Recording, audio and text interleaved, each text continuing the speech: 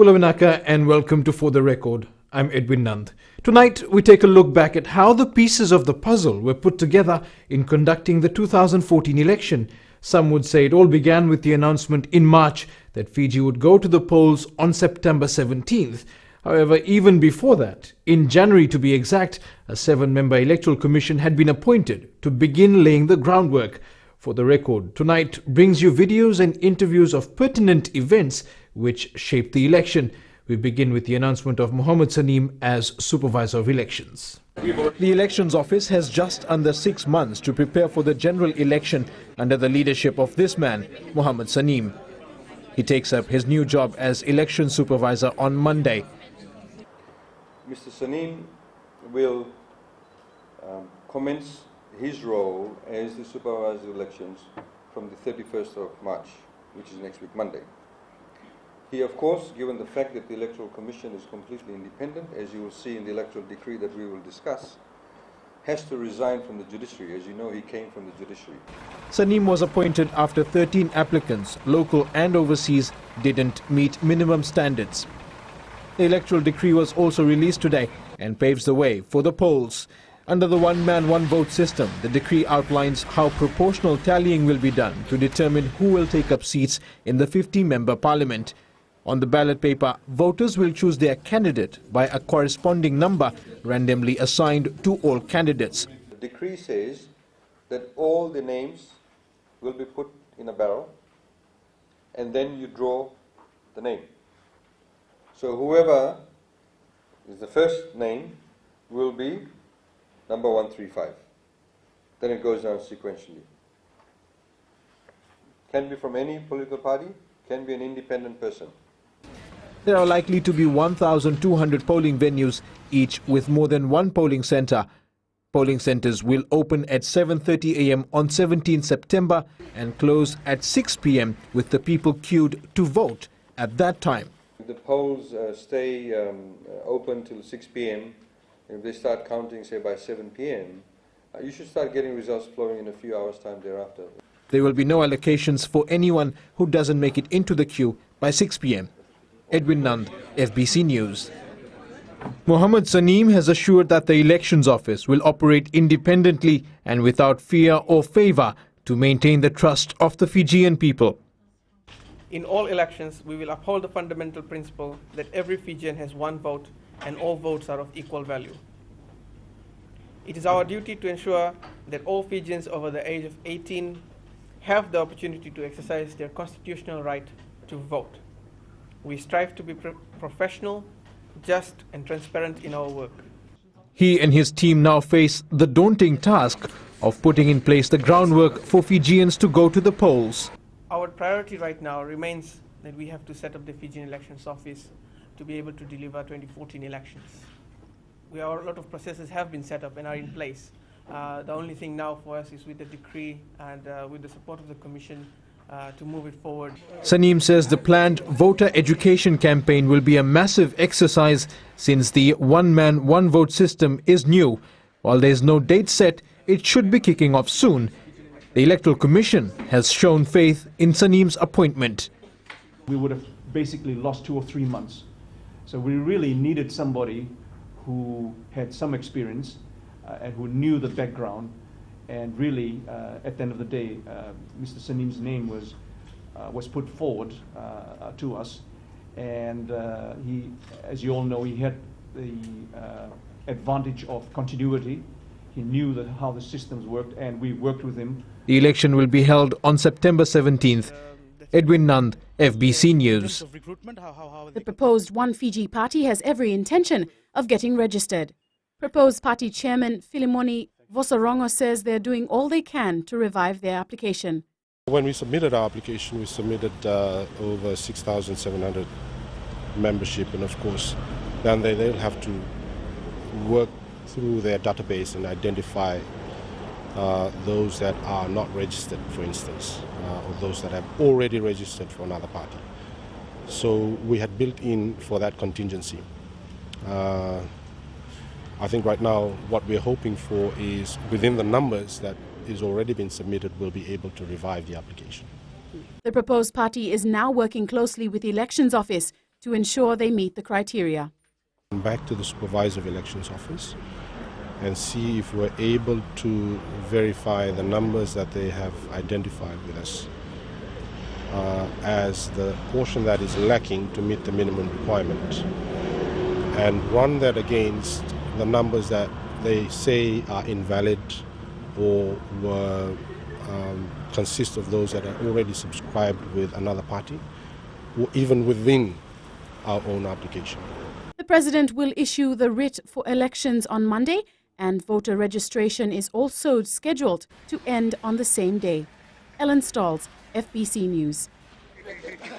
The application lists Vorenge Frank Bainimarama as proposed leader of the party.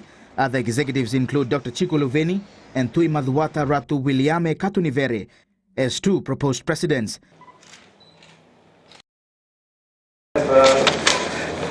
Following receipt of the 40,000 signatures, we will now advertise this, including your application.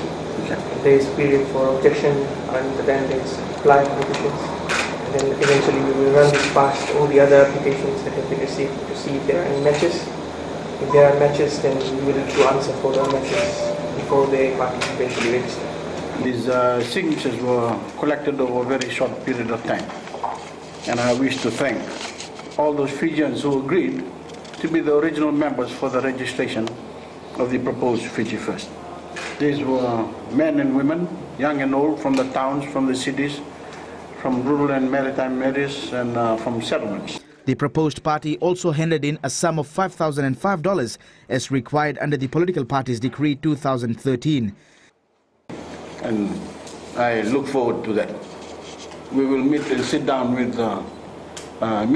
and discuss with Fijians about how we all, as citizens of the wonderful country, must come together and put Fiji first. And we must come together with sincerity and honesty, with love and affection, without any pretensions, to ensure that Fiji continues on its path of progress, success, and opportunities for Fijians. The signatures include 2,000 from the Central Division, 1,750 from the Western Division, 1,000 from the Northern Division, and 250 from the Eastern Division. Resign now, but after the party has been registered, so when it's registered and we have put together a campaign plan, to take leave from our current positions. Thank you. Look at the changes. Look at the changes has been there, the work has been done, and the support from the people. So that has prompted us to support this Fiji First thing. The registration process will take about 28 days and is followed by registration objection period and the verification of signatures. Chanel Shivan, FBC News.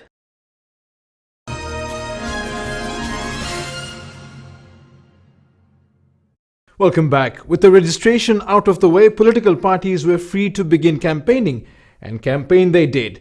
The biggest rivalry was by far between Fiji First and the Social Democratic Liberal Party, and the main campaign issues are common identity, equal citizenry, and land rights. The Social Democratic Liberal Party has created a stir around Fiji, with Laisenia Ngarase uttering what can only be described as racist comments. Nandundonu ni nomu taukena nomu yao nangele nomu ngoli na vikau nandundonu mo tangomaka na nomu itovo nomu ivarau nandundonu mo tautaka na viliutaki waka kawatamata kataukena na bonoya ndabo tukina matata na lawango. Him and his party I think should bow out now, because they're bringing nothing but problem for us. This has brought into question the intentions of SODELPA and its claims of being a multiracial party that's committed to serving all Fijians. Political parties should fight on development, what we can do for the people of Fiji. And that includes, most important of all, includes equal citizenry. Because I cannot provide development to only the Tauke, living the Rotumans on one side, the Rambe Islanders on one side, the Indo-Fijian people on one side. It does not mean that we are going to make everyone black or everyone white. It is basically constitutionally or as rights of people. It basically talks about equal access. The backlash has been widespread from every political party in Fiji. Even coalition partners, the Fiji Labour Party, have condemned Ngarase's statement. The country belongs to all its citizens. That's the position of the Fiji Labour Party, and that is accepted by all the people of Fiji. It does not matter who says what. We have lived here peacefully. We've had our moments of turbulence, but overall the people have lived peacefully, and that's the way Fiji will be. While Labour seems to be moving away from a coalition arrangement with SODELPA, the NFP did not give a direct. While Labour seems to be moving away from a coalition arrangement with SODELPA, the NFP did not give a direct answer and is being slightly more political guarded in its criticism of Ngarase. We believe that equal citizenry should also be translated into plans and policies and actions by government. However, SODELPA candidate Nirmal Singh is the only one who is openly defending Ngarase's comments and the party stand on equal citizenry. Does every citizen in this country own land or have access to land? Do every citizen in this country have access to goli-goli or own goli-goli? Do every citizen in this country have access to natural resources of this country? No, we don't. So where is equal citizenry? SODELPA leader Rotemu Mukepa refused to make any comments and instead accused FBC News of not covering any SODELPA political meetings. The irony is that FBC News covered the meeting at which Ngarase made the comments and had only called Rotemu to find out if she agreed with Ngarase. Vosita Kote Wasa, FBC News. Yes or no, would you agree to all Fiji citizens? If there were consultations, yes or no, would you agree to all Fiji citizens being called Fijian? If there were proper consultations, simple, right around, no, I yes cannot no. answer very simply like you want me to do. And it has to go through the proper Fijian forum.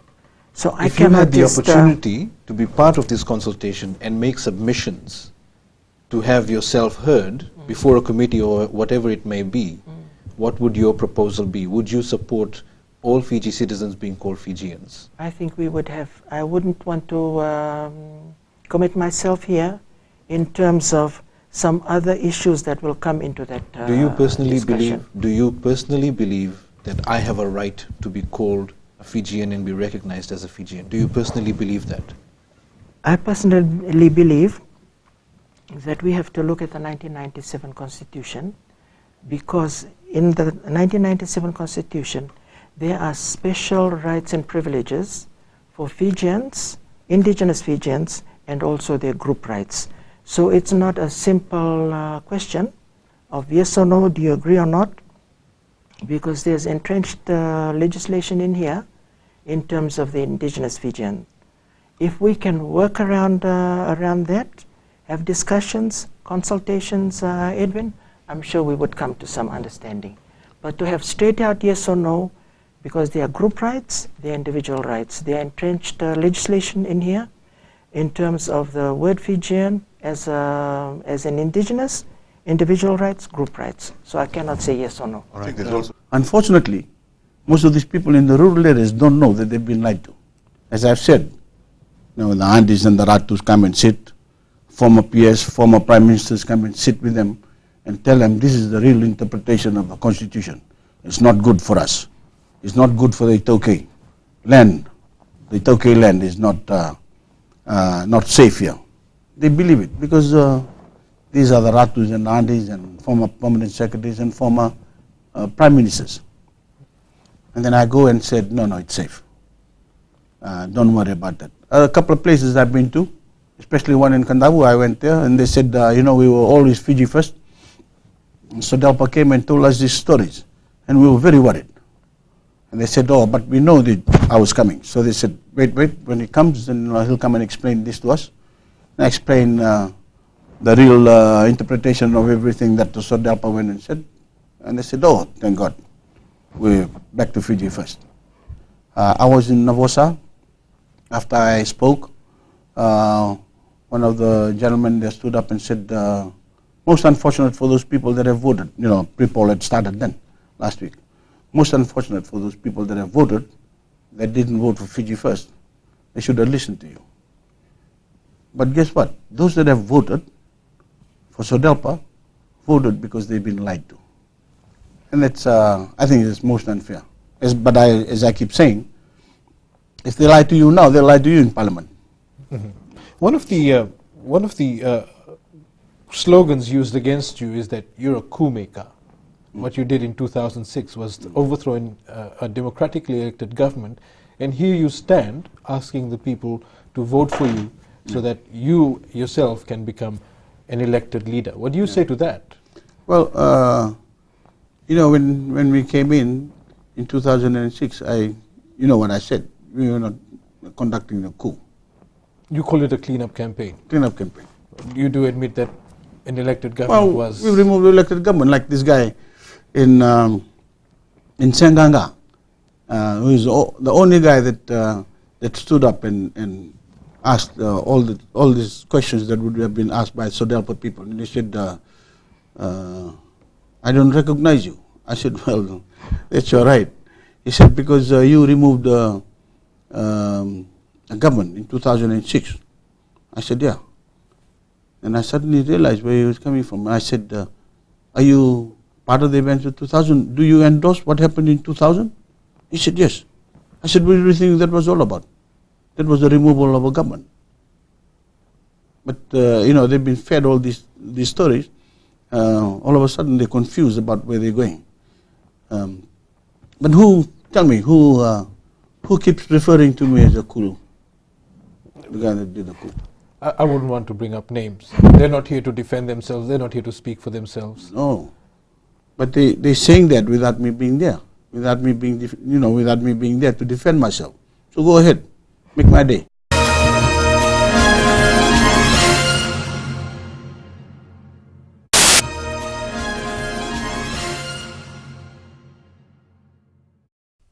This is For the Record. In the midst of this battle between the two leading parties, as you saw earlier, there were some new faces emerging in the political landscape and some old ones were reinventing themselves.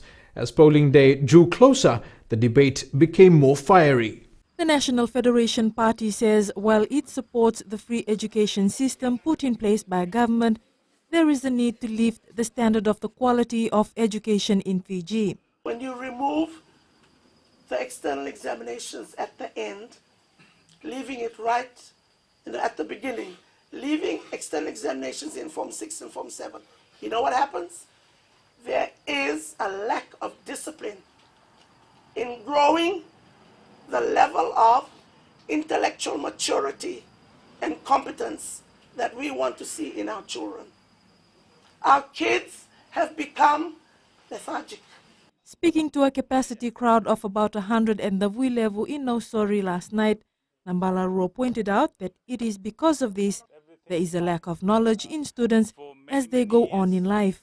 There is a mismatch, a very big mismatch between the competencies and the skills that we are putting out with our school kids and the expectations of the employers out there. There is a mismatch, and we need to redress this decreasing quality of education. With 34 years of experience in the education sector, Nambala Ruo says the current scaling of exam results has to be removed. We had students who were ducks in the schools, but when they came and sat the external exams in Form 6 and Form 7, their marks were so scaled, it created a lot of anxieties in these families. So we need, I think, all of us here probably did better in secondary school during our time, because we set Fiji Junior, New Zealand School Cert, New Zealand University entrance. Our Form 6 exam is nowhere near the Year 12 exams of Australia and New Zealand. So we need to set up a National Education Commission of Inquiry. Nambala Ruo was responding to questions from the public on government's free education initiative and what the NFP education policies are if voted into power. Wasita Kote Wasa, FBC News. This document outlines the platform on which the People's Democratic Party will contest the elections. The PDP is proud to be a truly multiracial party, born out of the struggle for democracy, respect for human rights, and compassion for the poor and the underprivileged, equality and social justice for all. The party offers a new beginning. Some of the PDP's election promises include a review of the 2013 Constitution and all current decrees, a review of the National Provident Fund pension scheme, free water and VAT-free electricity for the poor. There must be a closure to the hurt that has been suffered by our people. Only then can we proceed to rebuild our country. PDP leader Felix Anthony says if elected, the party will ensure landowners have more say on Itoke land administration and the payment of rent money. It also proposes to reinstate the Great Council of Chiefs. The removal of the Great Council of Chiefs, and that too with great insult, cannot go unchallenged. The PDP undertakes to safeguard indigenous rights and promote indigenous knowledge. The party will mainstream indigenous knowledge, restore the GCC, and ensure that it has a meaningful role to play in assisting government. The PDP promises to allow police and prison officers to form unions, increase funding to the judiciary, improve the sugar sector, and pump money into non-tourism businesses. The manifesto will be widely circulated by the People's Democratic Party to reach as many voters as possible. For first-time voters or those unfamiliar with what a manifesto is, it contains a political party's election promises, its national policies, and its economic and social strategies if elected into government. Edwin Nand, FBC News. Fiji Labour Party leader Mahendra Chaudhry and President Lavinia Padarath spoke to a community made up largely of families who've migrated to Nasinu from Vanua-Levu. Chaudhry spoke at length about covering social and economic issues. He told the gathering education, health, housing and employment are vital to the FLP's policies. Lavinia Padarath says the Labour Party policy is to reverse the privatization of the Water Authority of Fiji and the Fiji Electricity Authority. Electricity and water, in our view, should not have been privatized, but it's a responsibility of any government as part of being able to look after its people. While speaking in Hindi, Chaudhry also confirmed the FLP has decided to form a coalition with the Social Democratic Liberal Party after the election in order to form government. Another Labour Party rally will be held in Televu North next week. Sapira Tambua, FBC News. The Fiji First held a family fun day at the Sukuna Park in Suva this morning, reaching out to voters in an informal setting. Volunteers were handing out copies of the 2013 Constitution, which Fiji First leader Voreqe Bainimarama is using as his biggest achievement. It's this very constitution that's being attacked and threatened by his political opponents, who've promised to make sweeping changes if elected into government. I'm confident that enough Fijians will rally around the constitution to make this virtually impossible, because the document meets the standards of even the world's greatest democracies, and Fiji is determined to join their ranks. Bainimarama's campaign also relies on government reforms, infrastructure, development, service improvements. Lobbying for support, Bainimarama says a win for Fiji First is a win for united Fiji and all that the country has achieved. I'm asking you for your support to keep the country unified, to turn your backs on the politics of the past and embrace the glorious future that lies ahead if we can stay unified and focused. If we can work together hand in hand and make Fiji great. The Fiji First political movement, Bainimarama assured to the people, the new Fiji will have no one as an outsider, as we have now become all Fijians. Apisalome Dhoka, FBC News. They're the newest players in politics and one of the last to reveal their manifesto. This, according to the leader Filimoni Vosarongo, is a campaign strategy and will reveal its policies in stages. We're doing it differently. It's not going to be a one-out reading of the entire manifesto, entire policy. We're going to be doing it in piecemeal on a daily basis, so that we can capture a larger audience in every day, you'll be able to have people that can go back with a piece of it and digest it and go on to the next set of issues that we're going to be issuing out the next day. He says even though they do not have much time, as 20 days remain for the polls, they are adamant they will be able to cover the bases before the elections. One of the promises which will be revealed tomorrow is how they will boost Fiji economy. The economy, you can't be able to resolve it in the next 4 years. We should be realistic about these things. So there had to be a 10-year or 2-term plan on how to effectively deal with economic issues of our nation. How do we deal with education policies? How do we produce the next generation that will not only compete for local jobs, but also compete for local market, for the local job market, for the global job market? The One Fiji Party has majority youth candidates, and their major focus is to empower the young people in Fiji. It's their votes that they are counting on. While they are pressing against time to get their message across, till date they have spent $30,000 in its campaign. Chanel Shivan, FBC News.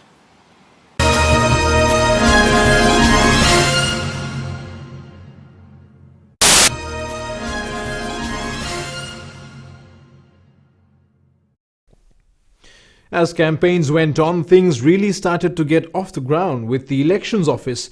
For the Record in this segment takes us from the draw of candidate numbers to polling day, including the controversies that ensued. The draw proceeded with the names of the candidates approved by the Supervisor of Elections, which was published last Tuesday. The process was witnessed by representatives from all political parties, diplomatic corps, government officials and the media. We are now proceeding to finalize the ballot paper, and we will begin printing of ballot papers as early as we can from next week, and we will then get prepared for poll. And the notice of pre-poll, will it be still Monday or? Under the decree, the 7 days requirement is there for notice of poll and notice of pre-poll as well, and we anticipate that to be complied with as well. All candidates now have 3 weeks to get their numbers out to the electorate. Overall process, I think it was okay. It went well. It seems to be, a transfer way it was done. Yeah, transparent. I think it was transparent because the way the numbers were rolled and the balls were picked and all that sort of thing. We were there as eyewitness. Yeah. Quite keen to get those numbers out to the electorate. And I'm sure all the individual candidates of Fiji First will be going out and promoting the individual numbers. So what's next now? Well, everybody's on the campaign trail. And now, of course, they'll be going out and specifically telling them which number to vote for. As you know, that it's an open list system, so there is also competition amongst voters. That was the whole idea.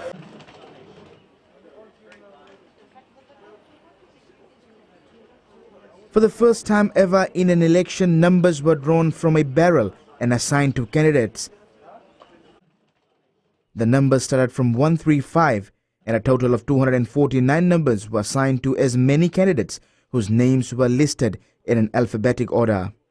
The Fiji United Freedom Party has 3 candidates, National Federation Party 49, Fiji Labour Party 37, Social Democratic Liberal Party 49, and One Fiji is contesting 13 seats. The Fiji First has 50 candidates, People's Democratic Party 46, and there are 2 independents. Chanel Shivan, FBC News. The Electoral Commission wants today's draw of candidate numbers declared void and of no effect. Urgent court papers were filed this afternoon. We felt that it was necessary for us to consider our position, and because the issues which were involved affected national interest, we discussed it as a Electoral Commission, and we have now filed proceedings against the Supervisor of Election. I sought a second legal opinion this morning. I sought that legal opinion from the Solicitor General, and the Solicitor General's legal opinion was still the same, that the time frame for the decisions was 4 o'clock yesterday, and in the event that has not been done, the provisions are frustrated, and that the Supervisor of Elections is at liberty to proceed with the draw, and that's what we followed, and that's what we did. The Commission wants a declaration from the High Court that the supervisor, Muhammad Saneem, erred in law and fact when he said the Commission had to deliver its decision by 4 p.m. yesterday. It also wants the court to rule that Saneem is bound to follow the directive of the Electoral Commission to include the name of Stephen Singh in the candidate list and remove Parveen Kumar of Fiji First. He was also wrong in law to ignore the decisions of the Electoral Commission with regard to the review and the objections. It is an interpretation of the law, and every person is entitled to their legal opinion. I have sought legal opinion, they have sought their legal opinion, and we're following our own legal opinions. The matter is being heard tonight in the Suva High Court, with a ruling also expected later this evening, taking into account the significant public importance.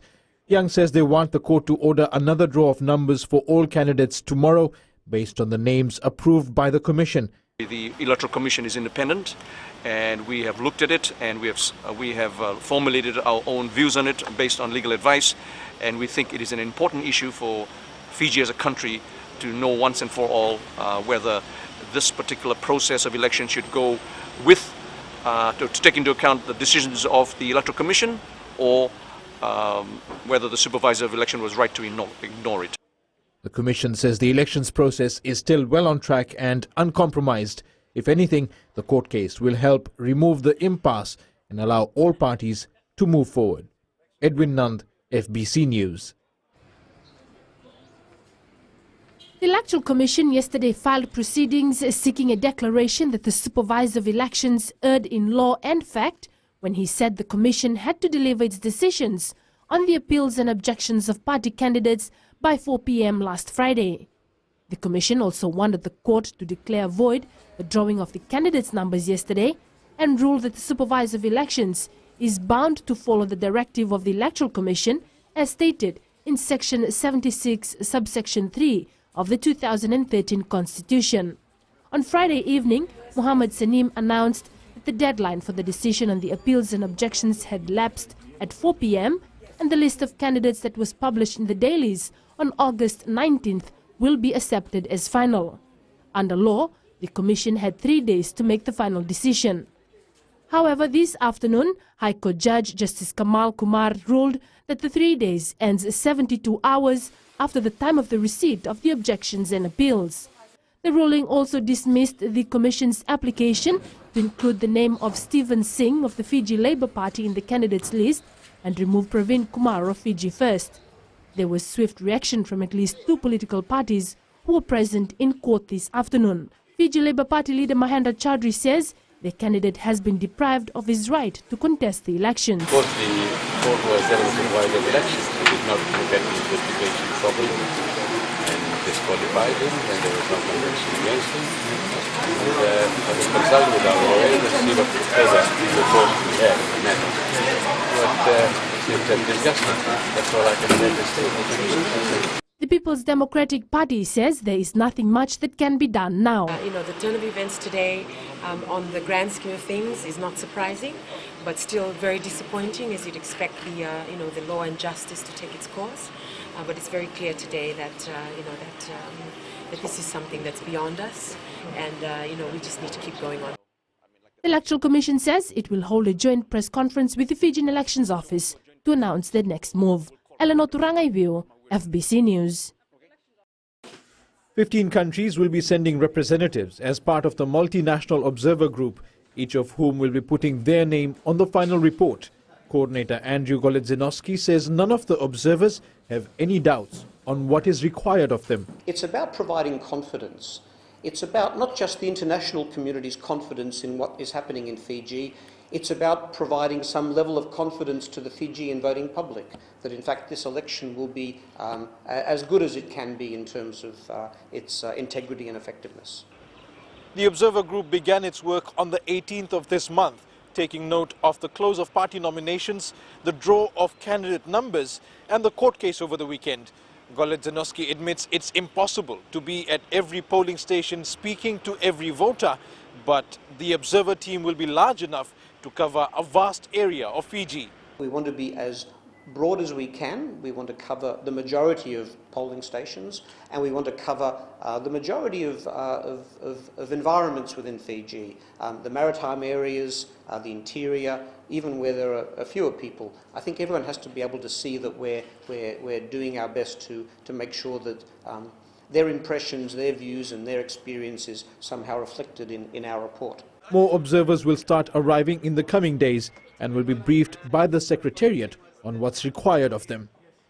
We will be looking at how the polling stations are established. We will be looking at how the ballot papers are printed, how ballot boxes are managed. The transportation of these materials is very important to ensure the integrity of the process. And then, of course, on the actual election day, there's a whole range of activities which will require monitoring by us.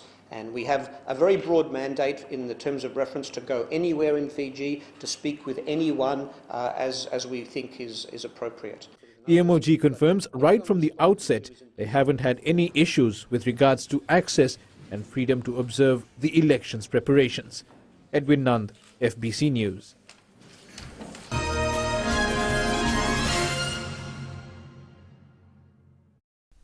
Welcome back. In our last segment tonight, For the Record looks at pre-polling, election day, the provisional results and the final declaration.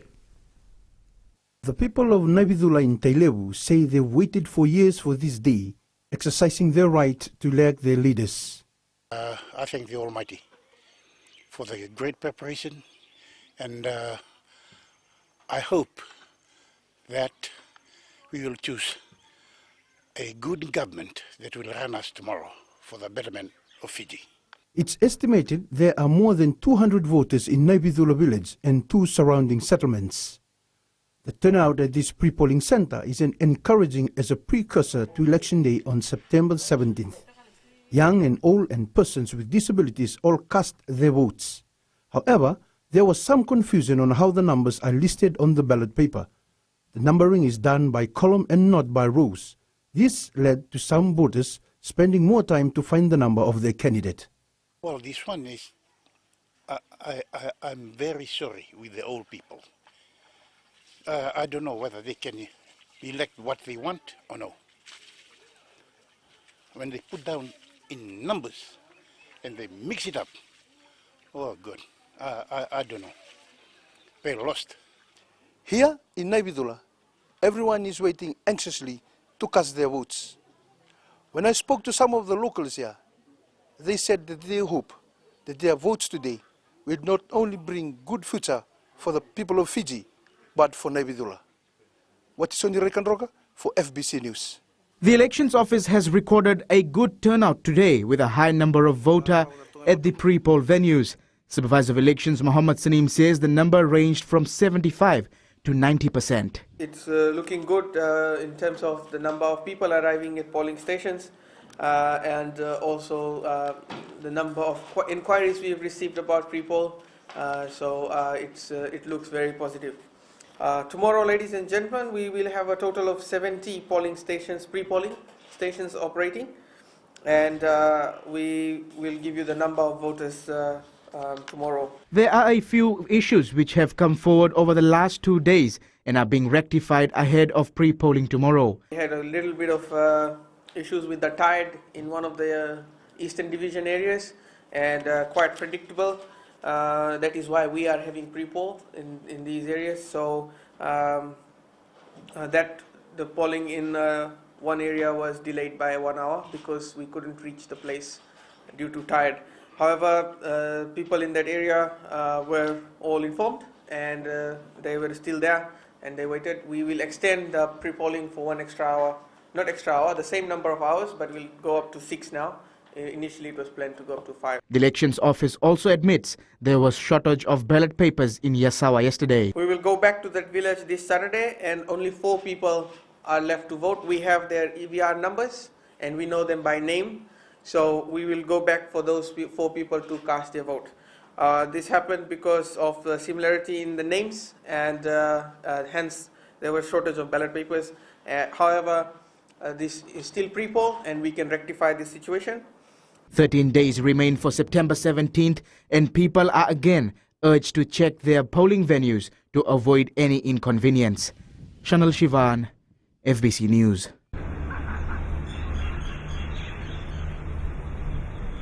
By 7 a.m., this was the scene at almost all polling venues. Crowds filled corridors of classrooms, walkways, driveways, footpaths, and flowed into the streets.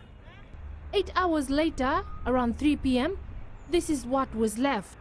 In some places, there were only a couple of people casting their votes, and at others, only elections officials and police officers were left at polling centers. The long queues witnessed in the morning at the different polling venues have thinned out by now, and voters are trickling in by twos and threes to cast their votes. At a media briefing at 4 p.m., the supervisor of elections said this is normal and a surge in voter turnout should be expected near the closing of the polls. Is, as in Fiji always, there's a big surge in the morning and then there's a surge in the afternoon. If you go around to polling stations at the moment, you will see that they're pretty quiet. First-time voters and others who have voted before all had the same opinion. The simplicity, ease and efficiency with which they cast their vote was impressive. Since it was my first time, I think I made the right decision choosing the leader for the nation. And I felt proud choosing for the first time. Voting for the first time. Voting-wise, it was really fast. It was just in and out. The last time we had to wait quite a while. I think it's quite simple and straightforward. And as you can see, I think we just spent about less than 5 minutes to cast our vote in. It's good to be voting again, and we see the country going forward for democracy. And it's great. I just feel liberated. This is something that I have been looking forward to, and I'm glad it actually happened. Yeah. It feels very good. I voted for my party there, and the church college was really beautiful, and the way the voting was conducted was very beautiful. There were also some anomalies encountered, like the mix-up of voter names at Mahatma Gandhi Memorial High School, which resulted in some voters not being able to vote until 10 a.m. and the delay at Tadirua Primary School. However, these anomalies were quickly rectified and voting continued smoothly without delay. Eleanor Turangivio, FBC News. The political parties do hereby declare that they will not accept the outcome of these general elections based on the evidence available, which points to a coordinated and systematic effort to defraud the citizens of Fiji of a free and fair election. We call on the Electoral Commission, the Supervisor of Elections, and the Minister of Elections to suspend all counting of pre-polling, postal ballots, and verification of provisional results until all issues identified have been satisfactorily dealt with.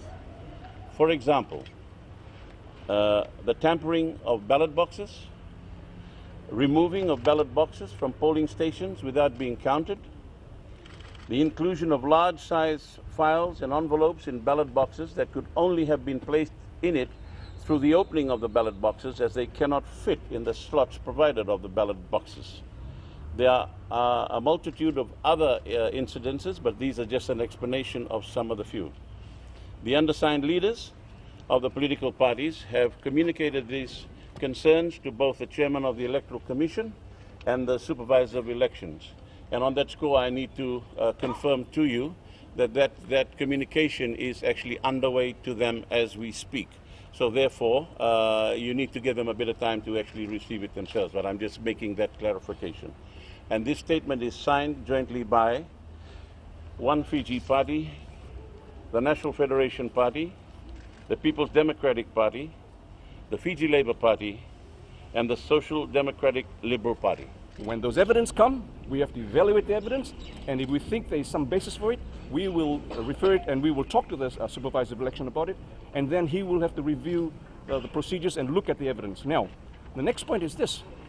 The public should also know, just because there may have been a breach, just say, for example, there's this file that suddenly slipped into this particular ballot box, if that was the case. Now, how does it affect the overall results? Is the standing of the parties following the finalization of all the results. Fiji First with 293,714 votes. Social Democratic Liberal Party 139,857 votes. National Federation Party 27,066 votes. People's Democratic Party 15,864 votes. Fiji Labour Party 11,670 votes. One Fiji Party 5,839 votes. Fiji United Freedom Party 1,072 votes. Independent candidate Roshika Deo 1,055 votes. Independent candidate Umesh Chand 227 votes. And as we say good evening, the events that followed the announcement of the final results are well known by now. Following the landslide victory, Voreqe Bainimarama was sworn in as Prime Minister, and within 2 days, his cabinet ministers took their oaths of office. Now, Fiji looks to the future, waiting for the newly elected government to deliver. That's For the Record tonight. I'll see you next Sunday. Good evening.